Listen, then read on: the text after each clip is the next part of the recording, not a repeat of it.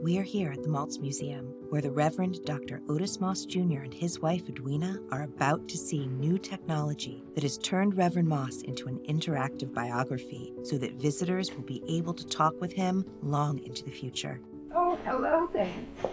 Using state-of-the-art technology, Reverend Moss was filmed over the course of several days, answering thousands of questions about his life growing up in Georgia, being orphaned at 16, and continuing on to earn a Master's of Divinity from Morehouse College to become one of the foremost thought leaders on civil rights. What's your story?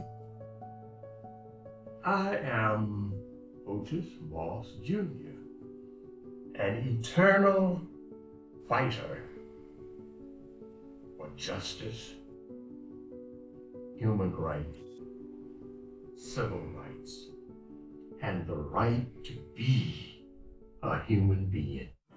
In 1961, Reverend Moss moved to Ohio to pastor Mount Zion Baptist Church. While at the church, he was regional director of Martin Luther King Jr.'s Southern Christian Leadership Conference and was side by side with Dr. King during the Civil Rights March in Selma, Alabama. The two became close friends. Could you talk about your experiences with racism growing up in the South? As I grew up, what was then known as the Deep South, Georgia, in the rural area,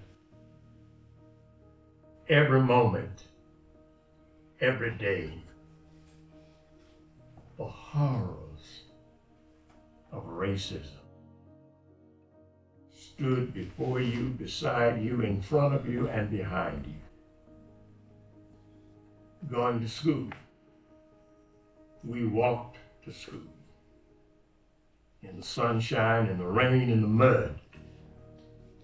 But white children rode to school basking on warm, comfortable buses. And sometimes the bus driver intentionally ran us off the road. So every day we were aware of the racism and the dangers. And in spite of that, we determined not only to rise above it, but in some way, someday, to fight against it. And that fight continues to this very hour.